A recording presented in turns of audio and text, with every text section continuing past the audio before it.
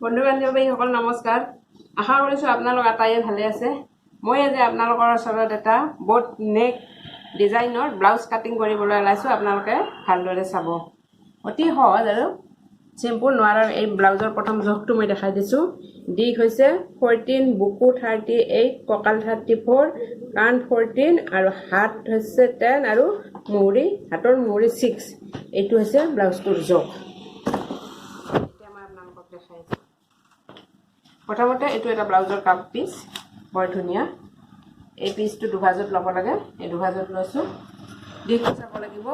দিশ আমাৰ আছিলে 14, গতিকে আমি হাফ ইঞ্চি বেছিকৈ ল'ম, 15 ল'ম।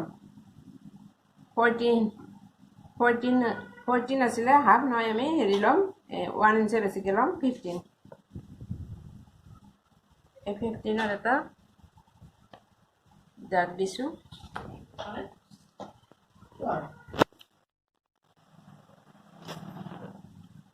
এইটো এটা দাগ দিছোঁ।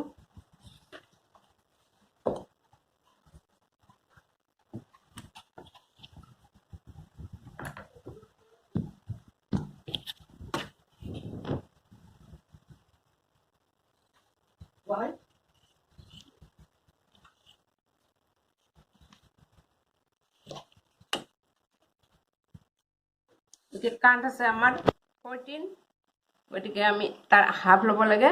এয়া হাফ লৈছোঁ, 14, 7 আৰু চিলাইৰ কাৰণে লাগিব, গতিকে আমি আৰু হাফ ইঞ্চি বেছিকৈ লৈছোঁ, 14 হাফ। এইটো কাণটো আমি তলফালে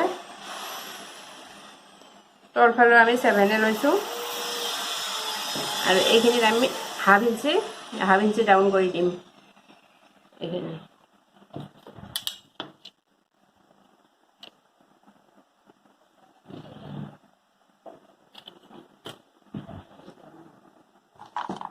এতিয়া আমি বুকু ল'ম। বুকু আছিলে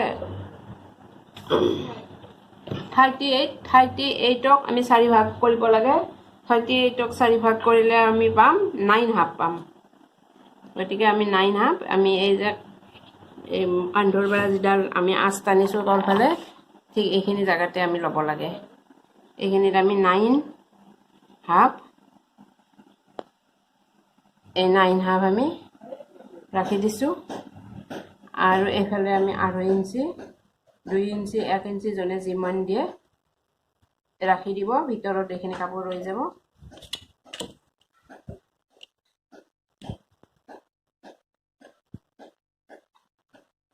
দাগটো মাৰি দিছোঁ। এইখিনি যিহেতু আমাৰ বোট নেক, গতিকে আমি এইখিনিত ইয়াত ৰাউণ্ড শ্বেপ এটা দিম। ইয়াত আপুনি বেছি নালাগে, 1 ইঞ্চি ৰাখক, অলপ কমো ল'ব পাৰে। এতিয়া এই শ্বেপটো দি দিয়ক, আৰু এইটো অকণমান তলফালে নমাই দিব, তেতিয়া ফিটিংটো ভাল হয়। তাৰপিছত ডিঙি, যিহেতু বোট নেক, আমি ডিঙিটো 4 হাফ ল'ম। এই 4 হাফত এইটো আমি দাগ দিছোঁ। আৰু এইফালেও আমি 3 হাফ ল'ম। 3 হাফ ল'লেহে ডিঙিটো পাৰফেক্ট হয়। বক্স বনাই ল'ব লাগে।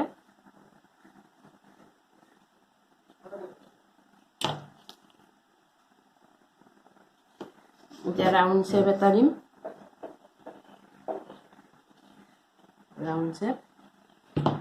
এইফালে হাফ দিছিলোঁ যে এইটো ডিঙিৰ লগত মিলাই দিম, এইটো। তাৰপিছত আৰু তলফালে আমি বুকুত কৰি 1 ইঞ্চি কমাই ল'ম। এই 1 ইঞ্চিত এটা দাগ দিছোঁ।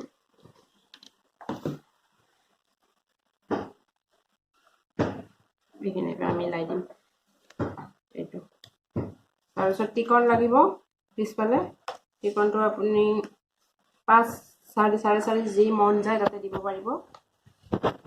মই 5তে ৰাখিছোঁ এইটো, আৰু ওপৰ ফালেও আমি 5 ৰাখিম। এইখিনি আৰু এইখিনি হাফ, এই হাফ, এইখিনি আমি চিলাই দিব লাগিব। এইখিনি গতিকে তল চাইডটো হ'লে মই তল চাইডটো কাট কৰিম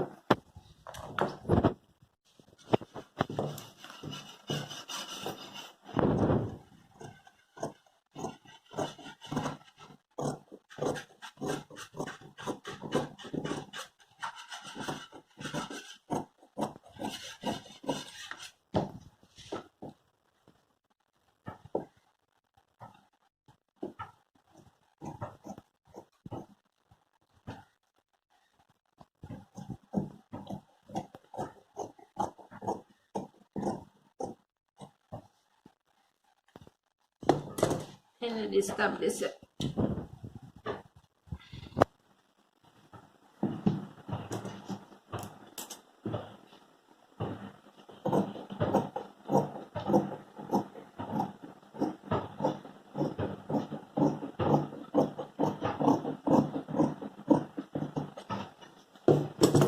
এই বেক সাইডটো হৈ গ'ল এতিয়া মই হাতখন কাটিম হাতৰ কাৰণে জোখটো ইয়াত পিছফালৰ হাতখনৰ পৰা জোখটো ল'ব লাগে আমি কিমান কাপোৰ ল'ম এইখিনিৰ পৰা এইখিনিলৈকে ল'ব লাগে এইখিনিত আমাৰ আছে 8 মোটামুটি 8ৰ এক্সট্ৰা বেছি আছে গতিকে আমি তাতে আমি 9 ল'ব লাগিব গতিকে হাতৰ কাৰণে এইখন এইটুকুৰ কাপোৰ ইয়াক আমি 4 ভাজত ল'ব লাগে এভাজ দুভাজ তিনি ভাজ চাৰি ভাজ এই 4 ভাগৰ ভাজত লৈছোঁ এতিয়া আমাৰ হাতৰ দিশ আছিলে 10 আছিলে গতিকে আমি হাফ বেছিকৈ লৈছোঁ চিলাইৰ কাৰণে হাফ বেছিকৈ লৈছোঁ তলফালে অকণমান তলফালেও যাব ওপৰফালেও যাব গতিকে হাফ বেছিকৈ লৈছোঁ মূল কাপোৰটো আছে তাৰপিছত এইফালে আমি কিমান ডাউন কৰিম 3 হাফ কৰিম 3 হাফ কৰিম আৰু মূল কাপোৰটো মই দেখাই দিছিলোঁ নহয় ইয়াতে 8 আছিলে অকণমান বেছি আছিলে গতিকে আমি কিমান ল'ম 9 ল'ম এইটো 9 লৈছোঁ আৰু অকণমান আমি বেছিকৈ লৈছোঁ বেছিকৈ থাকিলে একো প্ৰব্লেম নাই আমি পিছতো চিলাই কৰাৰ সময়ত আমি কাটি দিব পাৰোঁ কিন্তু কম হ'লেহে দিগদাৰ হয় তলফালে আমি 3 হাফ ৰাখি দিছোঁ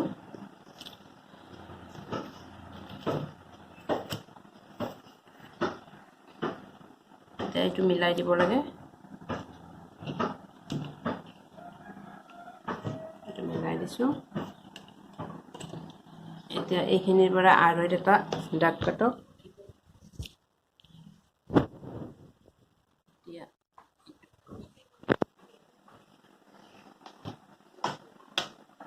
হৈ গ'ল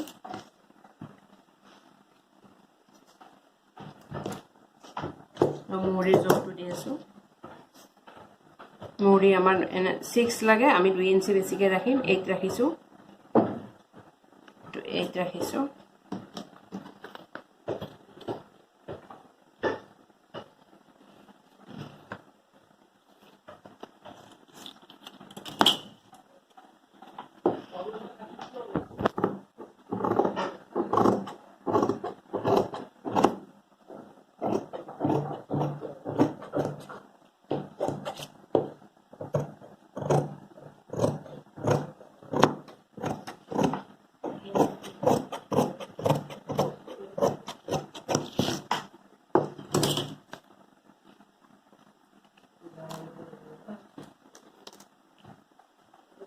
ফ্ৰণ্ট সাইডৰ কাৰণে আমি এইখিনি কাটি দিম তেতিয়া হাতৰ ফিটিংটো ভাল হয়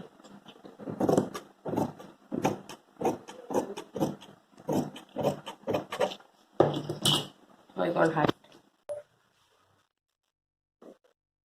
এতিয়া আমি ফ্ৰণ্ট সাইডটো কাটিম ফ্ৰণ্ট সাইডৰ কাৰণে বেক সাইডটো প্ৰথমতে এইটো দুভাজতে ল'ব লাগে এইটো আমি দুভাজত লৈছোঁ ফ্ৰণ্ট সাইডৰ কাৰণে প্ৰথমে বেক সাইডটো পাতি ল'ব লাগে এই বেক সাইডটো পাতি লৈছোঁ আৰু বেক সাইডৰ কাৰণে আৰু ফ্ৰণ্ট সাইডটোৰ কাৰণে বেক সাইডত কৰি 1 ইঞ্চি বেছিকৈ ল'ব লাগে আমাৰ 15 আছিলে এইবাৰ আমি 16 ল'ম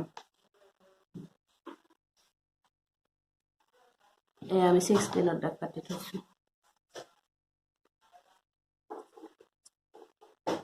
16ৰ দাগ কাটি থৈছোঁ আৰু আমি আঁকি ল'ম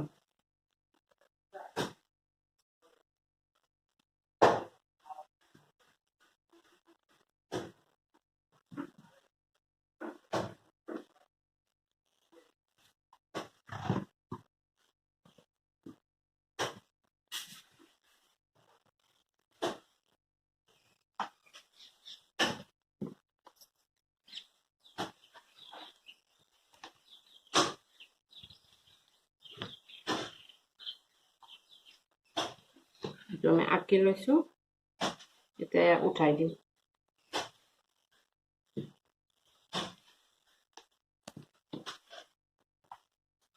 ফ্ৰণ্ট সাইডটো আপুনি অকমান এইখিনি অকমান ভিতৰলৈ দিব তেতিয়া ফিটিংটো ভাল হয়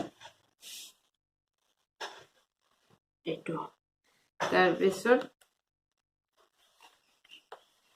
এটা কথা ক'বলৈ পাহৰি গ'লো এটা কথা ক'বলৈ এইটো সদায় ফ্ৰণ্ট সাইডটো হাফ ইঞ্চি বেছিকে ল'ব লাগে বেক সাইডত কৰি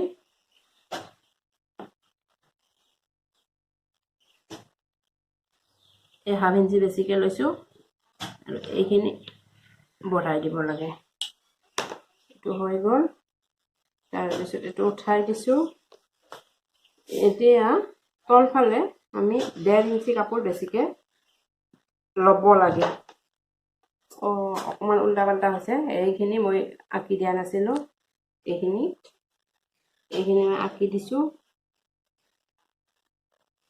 এইখিনি আঁকি দিছোঁ এতিয়া ইয়াৰ পৰা 1.5 ইঞ্চি কাপোৰ বেছিকে ৰাখিব লাগে এই 1.5 ইঞ্চি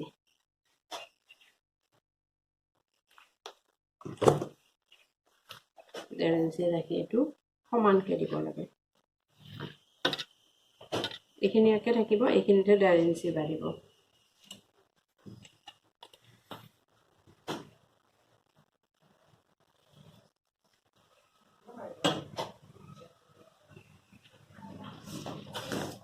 আর বেল দিম আমি বেল দেওয়ার কারণে আমি কি করিম 3/2 অপর ফালে রাখি দিছো মিডলত 12 ভাগ এখানে 12 ভাগ আমি রাখি দিছো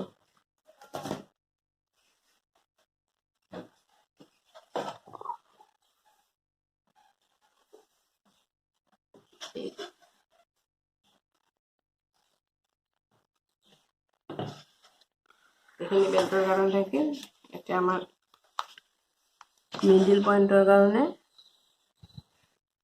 আমার ব্লাউজটো আছিলে 38 গতিকে আমি মিডল পয়েন্টটো পাবলৈ হলে আমি সদায় 10 দি 38 10 দি ডিভাইড কৰিব লাগে 10 দি ডিভাইড কৰিলে আমি 3.8 পাম গতিকে এইখিনিৰ পৰা আমি প্ৰথমতে এইখিনিৰ পৰা আমি মাজলৈ আমি 10.5 ৰাখি থৈছো আৰু এই যে অংকটো কৰিবালো আমি 3.5 এইফালে আমি 3.5 এটা দাগ দি দিছো এইখিনি আৰু তলফালে আমি 3.5 এটা দাগ কৰি দিছো ওপৰফালে আমি আঢ়ৈ দিম দুইও দিব পাৰে প্ৰবলেম নাই দুই এইবিলাক টিকন হ'ব আৰু এইফালে আমি 1.5 ৰাখিম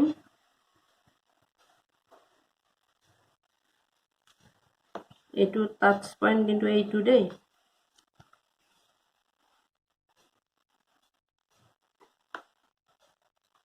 এইফালে আমি 6 ৰাখিছো আৰু এইফালে আমি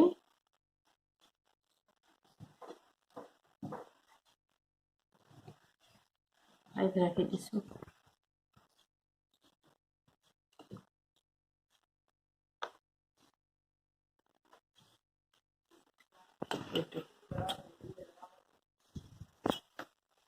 এটা একটা কৰি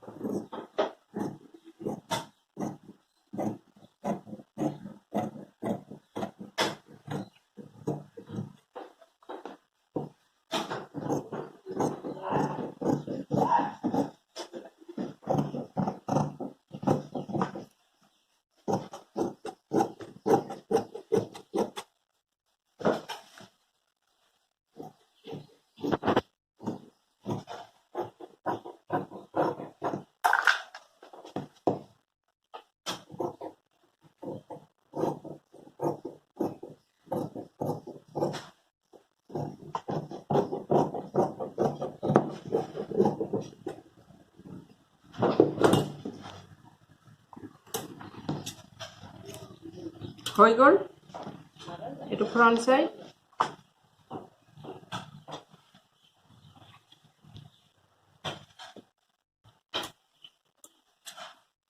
এইখিনি কাটি দিম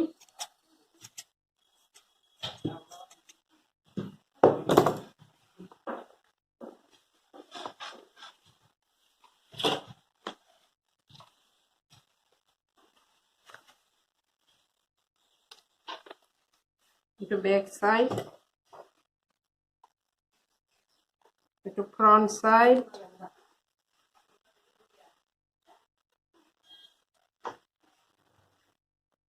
itu front side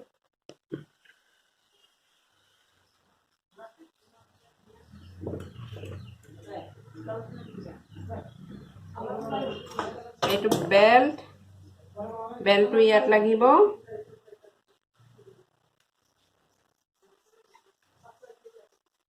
এইখন ইয়াত আহিব এইখন ইয়াত আহিব আৰু হাতটো থাকিলে